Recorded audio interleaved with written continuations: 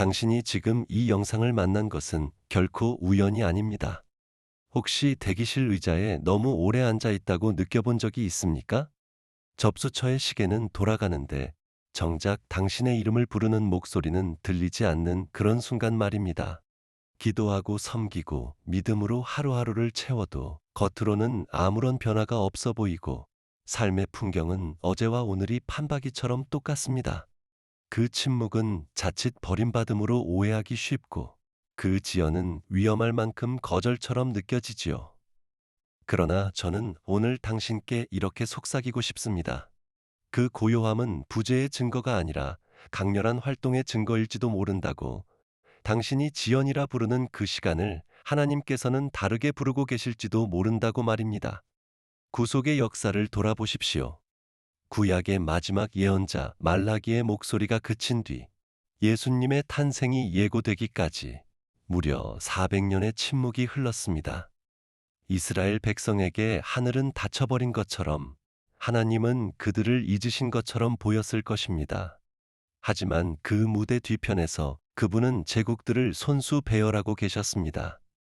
로마의 길을 통해 복음이 흘러갈 통로를 여셨고 그리스의 언어를 통해 신약이 기록될 공통어를 준비하셨습니다. 침묵처럼 보이던 사세기는 사실 왕의 도래를 위한 정교한 무대 연출이었던 것입니다. 하나님의 침묵에는 빈틈이 없습니다. 그것은 전략입니다. 왕국에서 가장 위력적인 도구가 보이지 않는 대장간에서 벼려지는 시간입니다. 이 사실은 우리를 하늘의 셈법이 지닌 근본적인 역설로 이끕니다. 사람은 겉모습, 이력서, 무대를 봅니다. 그러나 하나님은 마음을 보십니다. 예언자 사무엘은 이 진리를 뼈아프게 배웠습니다. 이새의 집에 왕을 세우러 갔을 때 그는 훤칠하고 준수한 맏아들 엘리압을 보고 속으로 확신했습니다. 틀림없이 저 사람이로구나. 하지만 사무엘상 16장에서 들려오는 하나님의 대답은 성경 전체를 통틀어 가장 예리한 문장 가운데 하나입니다. 그의 외모와 신장을 보지 말라. 사람은 외모를 보거니와 나 여호와는 중심을 보느니라. 그리하여 택함을 받은 이는 누구였습니까? 양떼를 치느라 잔치자리에 부를 생각조차 못했던 막내 다윗이었습니다. 하나님은 기드온이 두려움에 떨며 포도주 틀에 숨어 있을 때 그를 부르셨고 이방 땅에서 부모 없이 자란 고아 에스더를 택하셨습니다. 왜일까요? 더 큰 사명은 더 깊은 기초를 요구하고 그 기초는 오직 아무도 보지 않는 익명과 연약함 속에서만 세워지기 때문입니다. 여기서 우리는 재능과 인격의 차이를 마주하게 됩니다. 재능은 무대에 서게 해줄 수 있지만 그 무대 위에서 무너지지 않도록 붙들어주는 것은 오직 인격뿐입니다. 하나님은 누구의 재능이든 쓰실 수 있지만 시련의 불 속에서 다듬어진 인격을 가진 자에게만 가장 중한 사명을 맡기십니다. 저는 예전에 이렇게 쓴 적이 있습니다.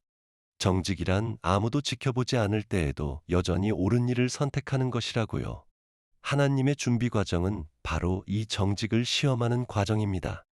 그분은 우리가 빛 가운데서 무엇을 맡을 수 있는지 결정하시기 위해 어둠 속에서 우리가 무엇을 하는지 늘 지켜보고 계십니다. 사울은 그 훤칠한 키 때문에 뽑혔지만 인격의 뿌리가 얕았기에 그의 왕권은 곧 무너졌습니다. 다윗은 마음 때문에 뽑혔고 훗날 처참히 넘어졌음에도 목장의 고독 속에서 다져진 그의 인격은 언제나 그를 회개와 하나님께 대한 의존으로 되돌려 놓았습니다. 바로 이 다듬어짐의 과정 한복판에서 하나님은 우리에게 승진이 가까웠다는 신호를 남겨두십니다. 이 모든 여정을 떠받치는 신학의 뼈대는 이것입니다. 하나님 나라에서는 어떤 훈련도 헛되이 버려지지 않는다는 것입니다. 요셉을 생각해 보십시오. 그의 인생에서 13년은 겉보기에 도둑맞은 세월이었습니다. 팔려가고 억울한 누명을 쓰고 감옥에 갇혔지요. 인간의 눈으로 보면 잠재력의 비극적 낭비였지만 하늘의 시선으로는 밀도 높은 대학 교육이었습니다. 보디발의 집에서 그는 이집트의 행정을 익혔고 감옥에서는 가장 완악한 사람들을 이끄는 법을 배웠습니다. 그 굴욕과 오해의 나날들은 훗날 세계 최강의 제국을 다스리고 굶주린 민족들을 구원할 자를 빚어내는 수업이었습니다. 예수님은 누가복음 16장에서 이 원리를 한 문장으로 요약하셨습니다. 지극히 작은 것에 충성된 자는 큰 것에도 충성되고, 하나님은 큰 것을 맡기시기 전 언제나 작은 것을 다루는 태도를 세심히 살피십니다. 바로 여기서 우리는 하나님이 더 큰 사명을 준비하고 계신다는 첫 번째 신호와 마주하게 됩니다. 아무도 보지 않는 자리에서의 신실함입니다. 하나님은 공개된 무대를 허락하시기 전 반드시 숨겨진 곳에서 우리의 인격을 검증하십니다. 박수도, 보상도, 목격자도 없는 책임 앞에서 우리가 어떤 사람인지 지켜보시는 것입니다. 요셉의 삶이 바로 그 실험실입니다. 이집트 관리 보디발의 집에 노예로 팔려왔을 때 그는 원망 속에 침잠하며 최소한만 해도 그만이었습니다.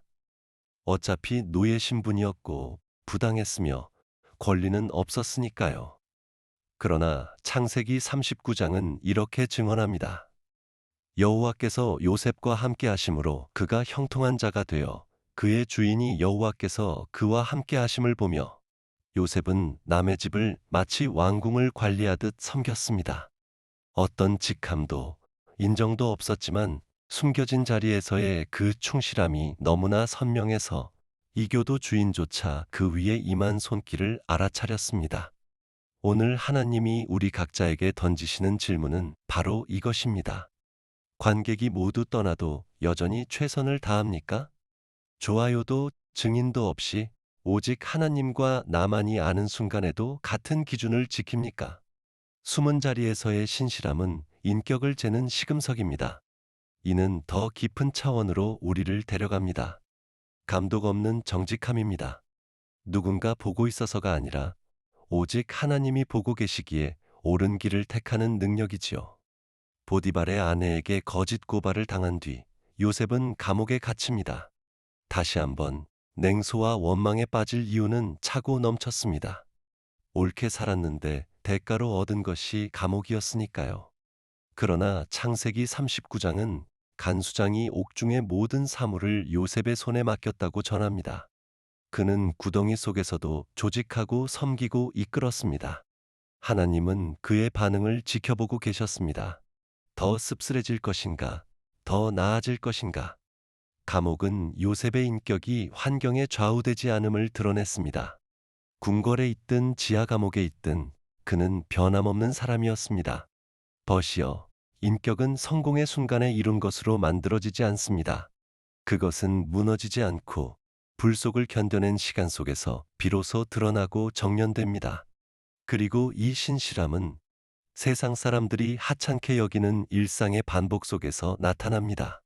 하나님은 가장 평범한 일 속에서 비범해질 수 있는 능력을 눈여겨보십니다.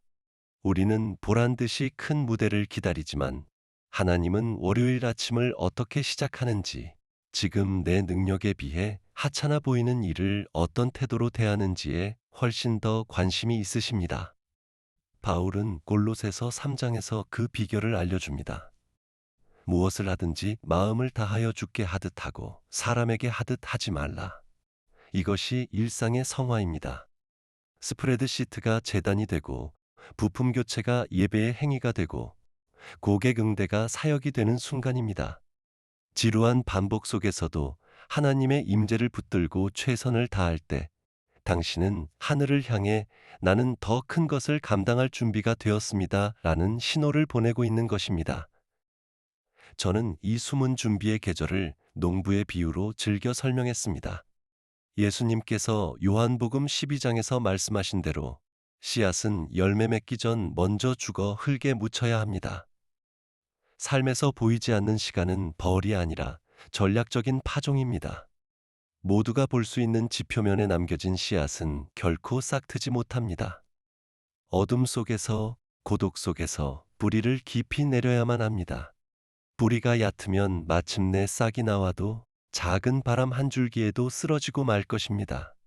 하나님이 우리를 숨겨두시는 것은 인격의 깊이와 회복력, 그리고 그분께 대한 온전한 의존을 키우시기 위함입니다. 요셉은 수년간 감옥에 묻혀 있었지만 죽음처럼 보이던 그 시간은 사실 언젠가 한 나라의 무게를 지탱할 만큼 강한 지혜와 인내의 뿌리가 자라는 시간이었습니다. 지금 아무도 알아주지 않는 자리에서 작은 일에 충성하고 있다면 기뻐하십시오. 당신은 잊힌 것이 아닙니다. 당신은 심겨지고 있는 것입니다. 두 번째 신호는 아마 가장 두려운 신호일 것입니다. 하나님이 당신이 피해온 과거를 다시 마주하도록 부르기 시작하실 때입니다. 성경에는 하나님이 사람을 가장 큰 고통과 실패, 수치의 자리로 다시 돌려보내시는 놀라운 흐름이 반복해서 나타납니다. 모세를 떠올려 보십시오. 인생의 첫 40년, 그는 이집트 왕자로서 최고의 교육을 받으며 살았습니다. 그러나 이집트인을 살해한 뒤 그는 도망자가 되어 광야로 숨어듭니다. 40년의 세월을 장인의 양떼를 치며 익명으로 망명자로 살았습니다. 이집트는 그의 트라우마이자 수치의 땅이었습니다. 그런데 하나님이 불타는 떨기나무에서 그를 만나신 후 어디로 보내십니까? 바로 이집트로 돌아가라 하십니다. 출애굽기 3장의 말씀입니다. 이제 가라. 내가 너를 바로에게 보내어 내 백성을 애굽에서 인도하여 내라. 하나님은 고통을 다시 겪게 하시려고 우리를 그 자리로 보내지 않으십니다. 그분은 이야기의 결말을 다시 쓰기 위해 우리를 보내십니다. 한때 포로로 도망쳤던 바로 그 자리에 이번에는 해방자로 걸어 들어가게 하시는 것입니다. 당신의 삶에도 무슨 수를 써서라도 피하고 싶은 장소, 관계, 상황이 있습니까? 그런데도 하나님이 이상할 만큼 끈질기게 그곳을 마주하라 부르고 계시지는 않습니까? 이 부르심에는 영광스러운 목적이 담겨 있습니다. 당신의 상처를 가장 강력한 도구로 바꾸시려는 목적입니다. 하나님은 결코 고통을 그저 버려두지 않으십니다. 더 큰 뜻을 위해 그것을 재활용하십니다. 모세의 광야 40년은 잃어버린 시간이 아니었습니다. 그것은 지도자 양성 대학원 과정이었습니다. 그는 그곳에서 생존법을 배우고 물을 찾는 법을 익히고 고집센 양떼를 다루는 법을 터득했습니다. 이 모든 것은 훗날 200만 명의 고집센 백성을 바로 그 광야를 지나 이끄는 데 필요한 기술이었습니다. 그의 가장 큰 패배, 이집트에서의 도망이 결국 그의 가장 큰 자격증이 된 것입니다.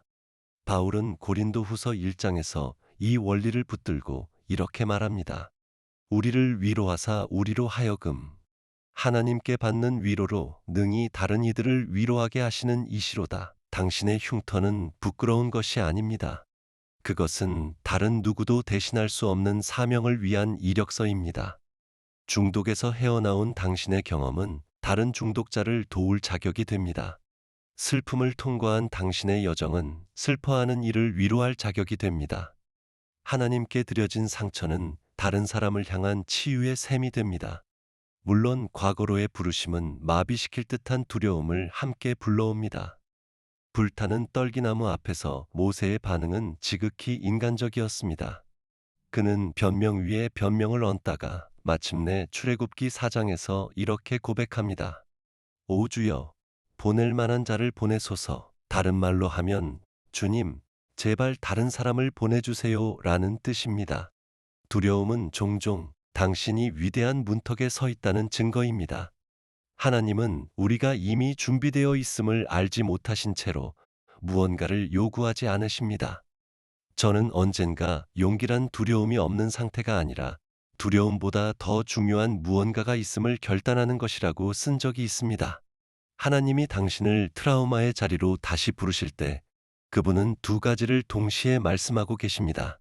첫째, 당신의 목적은 당신의 두려움보다 크다는 것. 둘째, 당신은 이제 한때 당신을 무너뜨렸던 그것을 이길 만큼 강해졌다는 것. 이 부르심 자체가 하늘로부터 온 신임의 표입니다. 이 고통스러운 준비 과정 안에 숨겨진 목적을 이해하는 것이 중요합니다. 모세의 40년은 형벌이 아니라 전략적 훈련이었습니다. 그 세월 동안 하나님은 이집트 왕자의 교만을 걷어내고 목자의 겸손을 심으셨습니다. 그분은 모세에게 이집트의 권력이 아닌 자신의 공급하심을 의지하는 법을 가르치셨고 광야의 지리를 몸에 익히게 하셨습니다. 그 지리는 훗날 출애굽의 정확한 경로가 될 것이었습니다. 어둠의 시간은 퍼즐의 한 조각이었습니다. 로마서 8장 28절의 약속이 실제로 이루어지는 순간이었습니다. 하나님을 사랑하는 자, 곧 그의 뜻대로 부르심을 입은 자들에게는 모든 것이 합력하여 선을 이루느니라. 지금 당신이 가장 있고 싶지 않은 그곳이야말로 하나님이 내일 당신을 필요로 하실 자리를 위해 다듬으시는 훈련장일 수 있습니다. 당신의 광야를 업신여기지 마십시오. 해방자는 바로 그런 곳에서 빚어집니다. 세 번째 신호는 다른 사람들을 향한 거룩한 짐이 마음에 자라나는 것입니다. 타인의 고통이 무시할 수 없는 무게로 당신 안에 내려앉기 시작할 때입니다. 느헤미야를 생각해 보십시오. 그는 편안한 삶을 누리고 있었습니다. 페르시아 왕의 술관원이라는 자리는 큰 신뢰와 안전과 특권을 함께 안겨주었지요. 고향 예루살렘의 문제와는 아득히 먼 거리에 있었습니다. 그러나 예루살렘 성벽이 무너지고 백성이 곤경에 처했다는 소식을 들었을 때 그의 세상은 완전히 무너져 내렸습니다. 느헤미야 1장은 말합니다. 내가 앉아서 울고 수일 동안 슬퍼하며 하늘의 하나님 앞에 금식하며 기도하여. 이것은 단순한 동정을 넘어선 반응입니다. 동정은 누군가를 안쓰럽게 여기는 마음이지만 거룩한 짐은 타인의 고통이 곧 나의 고통이 되어 그 상황이 바뀌지 않는 한 더는 평안하게 살 수 없는 상태입니다. 당신에게 묻고 싶습니다. 세상의 어떤 문제, 교회 안의 어떤 아픔, 사회의 어떤 균열이 당신의 잠을 빼앗고 마음을 찢어놓습니까? 바로 그 짐이 당신의 다음 사명을 가리키고 있을지 모릅니다. 여기 강력한 영적 원리가 있습니다. 우리는 진심으로 고통스러워하는 그 일에 대해서만 권위를 부여받습니다.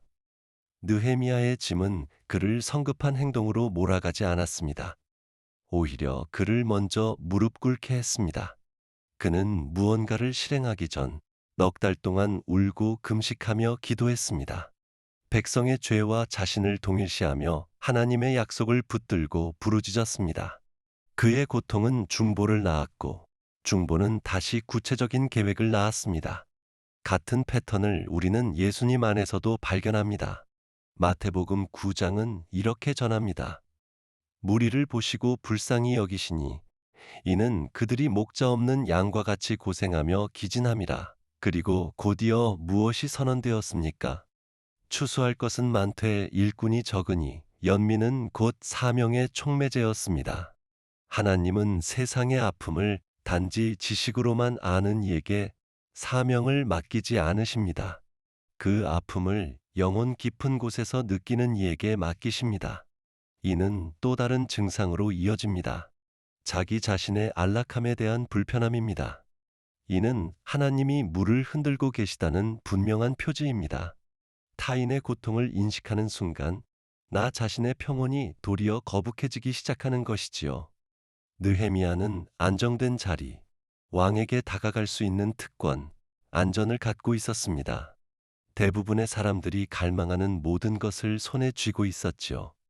그러나 무너진 성벽을 떠올리는 순간 그 어느 것도 더는 의미가 없어졌습니다.